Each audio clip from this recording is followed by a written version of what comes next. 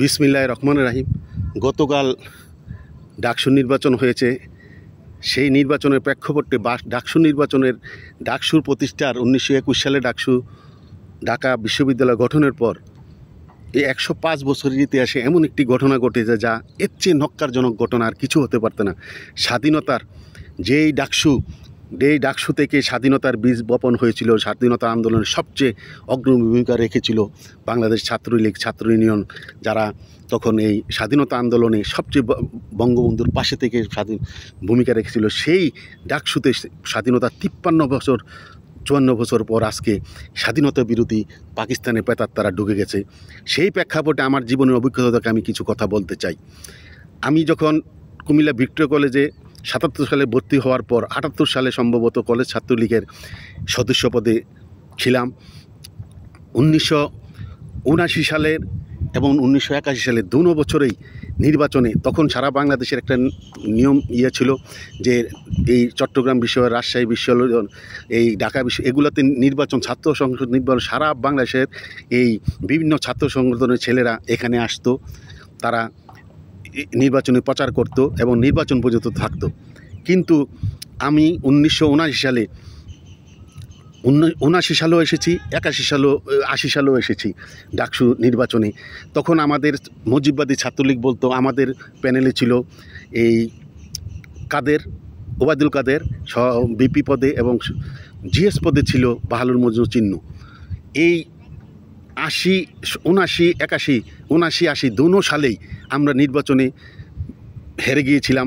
মুজিববাদী ছাত্রলীগ, তখন জাসদ ছাত্রলীগ, শুধু ঢাকা ইউনিভার্সিটি, বাংলাদেশের প্রতিটি বিশ্ববিদ্যালয়ে 2-1টি ছাড়া সবখানেই জাসদ ছাত্রলীগ বিজয় হয়েছিল। ঢাকা ইউনিভার্সিটির থেকে মাহমুদুর রহমান মান্না এবং আখতারুজ্জামান তারা বিজয়ী হয়েছিল।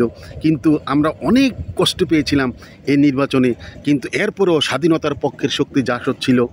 কিন্তু এখন আমরা কি দেখছি যে এই ডাকসুতে যেভাবে শিবির দায়িত্ব নিয়েছে, এর থেকে দুঃখজনক ব্যাপার আর কিছু হতে পারে না। এই ডাকসু নির্বাচন কিন্তু এই সারা বাংলাদেশের নির্বাচনে, জাতীয় নির্বাচনে তার অনেকটা আসর লাগে। তাই আমি ওই নির্বাচনে আমরা এসেছিলাম 79 আর 80 সালে। কিন্তু তখন জাসদ ছাত্রলীগ, আমি একটু কথা এখানে বলতে চাই, এই যে মান্না আক্তার কিন্তু তার বাড়ি গাজীপুর পুবাইল এলাকা, কালীগঞ্জ এলাকা। সে কিন্তু আওয়ামী লীগে পরে যোগ দিয়েছে, এখনও আওয়ামী লীগে আছে, এমপি হয়েছে। কিন্তু মাহমুদুর রহমান মান্না, সে 79-80 সালে ঢাকা বিশ্ববিদ্যালয়ে বিপি হওয়ার আগে কিন্তু চট্টগ্রাম বিশ্ববিদ্যালয়ে সে পড়েছে, ওখানে সে বিপি নির্বাচিত হয়েছিল। সম্ভবত মনে পড়ছে না, সম্ভবত চট্টগ্রামের চট্টলা বীর মহিউদ্দিন চৌধুরী, এই মহিউদ্দিন চৌধুরীকে হারিয়ে সে বিপি নির্বাচিত হয়েছিল। সেই মান্না কিন্তু আওয়ামী লীগে যোগ দিয়েছিল। কিন্তু মান্না, এখনও আপনারা বুঝতে পারছেন যে মান্নার জীবনে রাজনীতি করুক, সে নাগরিক ঐক্য নামে একটি সংগঠনের প্রধান, কিন্তু তার সম্বন্ধে আপনারা জানেন আজ পর্যন্ত তার সম্বন্ধে এমন কোনো কথা হয় নাই সেই দুর্নীতিবাজ, অপকর্মকারী, খারাপ। কিন্তু সে আওয়ামী লীগে থাকা অবস্থায় আওয়ামী লীগের এই সুবিধাবাদীরা, চাঁদাবাজ, যে সন্ত্রাসী, যে অপকর্মকারী, যারা নেত্রীর আশেপাশে থেকে তারা এই মাহমুদুর রহমান মান্নাকেও আওয়ামী লীগকে দূরে সরে, আমি আগেও বলেছি, মুস্তফা মহসিন মন্টু, আনন্দদা, এরপরে এই লেকত হান্নান যারা ছিল, গোলাম কিবরিয়া টিপু, সারা বাংলাদেশে এই আওয়ামী লীগের এই ভাগা যারা আওয়ামী লীগের জন্য জীবন যৌবনে সবটুকু ব্যয় করেছিল, এই বাংলাদেশ আওয়ামী লীগের কিছু সুবিধাবাদী বঙ্গবন্ধু কন্যা শেখ হাসিনার পাশে থেকে তাদেরকে আওয়ামী লীগ থেকে দূরে নিয়ে আওয়ামী লীগকে ভিত নড়বড়ে করে দিয়েছে। এই ডাইরেক্ট 79-80 সালে এসেছি। কিন্তু আমরা যখন ছাত্র রাজনীতি করেছি সারা বাংলাদেশে বঙ্গবন্ধুকে হত্যার পর, 75-এ বঙ্গবন্ধুকে হত্যার পর কিন্তু একটা জয় বাংলা বলার মতো কোনো লোক ছিল না সারা বাংলাদেশে। যেহেতু ছাত্র সংসদ নির্বাচনগুলো ছিল, তখনই কিন্তু সারা বাংলাদেশে এই ছাত্র সংসদ নির্বাচন উপলক্ষে মুজিববাদী ছাত্রলীগরা জয় বাংলা স্লোগান দিত। আমি চট্টগ্রাম বিশ্ববিদ্যালয়ে গিয়েছি, ওখানেও আমরা হেরেছি। এই সালটা আমার মনে নাই, সম্ভবত 78 হতে পারে বা এই 79 হতে পারে। তখন এরপরে সম্ভবত 81 সালে হতে পারে, 81 সালে সম্ভবত আমরাও ছাত্রলীগ হেরেছি। ওখানে জাসদ ছাত্রলীগের এই পরে জাতীয় পার্টি করেছে, তার নামটা আমার মনে হচ্ছে না, মাজারুল হক শাহ চৌধুরী, তার বাড়ি হাটাজারি, সেই ভিপি নির্বাচিত হয়েছিল মাজারুল হক শাহ চৌধুরী, পরে সে জাতীয় পার্টিতে এমপিও সম্ভবত হয়েছিল।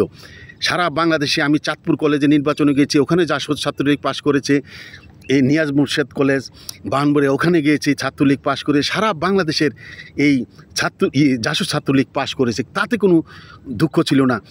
ফেনীতে গিয়েছি, ফেনী কলেজে বিপি জয়নাল জাসদ থেকে পাশ করেছে। সারা বাংলাদেশে জাসদ পাশ করলেও তারা কিন্তু মুক্তিযুদ্ধের পক্ষে শক্তি ছিল।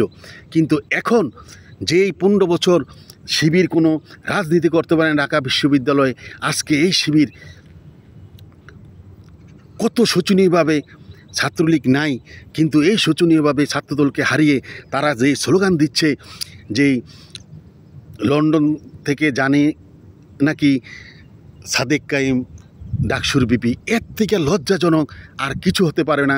জীবনে রাজনীতি করতে গিয়ে এই ছাত্রলীগের হাতে ধরে, এই ছাত্রলীগ করতে গিয়ে জীবনে কুমিল্লাতে জিয়া রহমান প্রথম যেদিন গিয়েছে ঈদগার মধ্যে, কুমিল্লা ঈদগার মধ্যে সে হেলিকপ্টার থেকে নেমেছে, ওদিন আমরা ছাত্রলীগের পক্ষ থেকে তাকে বাধা দিয়েছি, মিছিল করেছি, জিয়ার বিরুদ্ধে আমরা স্লোগান দিয়ে আমরা ওদিন মার খেয়েছি। এরপরে টাউন হলের মাঠে জিয়া যেই জনসভা করেছিল, ওই জনসভাতে এই জিয়ার বিরুদ্ধে আমরা ওখানে স্লোগান দিয়েছি। মুস্তাকের মিটিংয়ে বাহার ভাইয়ের, কুমিল্লা বাহার ভাইয়ের নেতৃত্বে আমরা ওখানে জোতা নিক্ষেপ করেছি, ইট পাটকেল নিক্ষেপ করেছি। কিন্তু আমাদেরকে তখন এই স্টেজ থেকে মুস্তাক বলেছিল যে এই বাঘের লেজ দিয়ে কান খাইজে, এই সাপের লেজ দিয়ে কান খাইজেও না। এইভাবে আমরা আওয়ামী লীগের জন্য কাজ করেছি। এরপরে সারাটা জীবন ছাত্রলীগ থেকে ভালো ছাত্র হওয়াতে ভিক্টোরিয়া কলেজে চান্স পেয়েছিলাম, কিন্তু আমরা এই ছাত্রলীগ করতে গিয়ে জীবনে লেখাপড়া নিঃশেষ হয়ে গেল, কোনো রকমে বিএ পাস করেছি টেনে হেসড়ে, কিন্তু আর এই ছাত্রলীগ করতে গিয়ে আর জীবনে চাকরি বাকরি হলো না। জীবনের শেষ পর্যন্ত হয়ে এসে এই বুড়া বয়সেও আওয়ামী লীগের জন্য কাজ করছি। হয়তো তখন ফেসবুক ছিল না, এখন ফেসবুক থাকাতে 2024 সালের 5ই আগস্টের পর দলের জন্য কতটুকু করেছি জানি, যে আমাদের জীবদ্দশা হয়তো আওয়ামী লীগ ক্ষমতায় নাও আসতে পারে, আমরা পদ পদবীর চিন্তা করি না। এরপরে জীবন যৌবনের সবটুকু ব্যয় করে এই ছাত্রলীগের আওয়ামী লীগ করে যাচ্ছি, কিন্তু এখনও আমাদের দলে মূল্যায়ন হয় না। আমরা মূল্যায়নের চাইও না, আমরা চাই আমাদের জীবদ্দশায় যেন আবার এই আওয়ামী লীগ ক্ষমতায় আসে এবং স্বাধীনতা বিরোধী শক্তি যেন বাংলাদেশ থেকে বিতাড়িত হয়। কথা বলে আজকের কথা এখানে শেষ করলাম।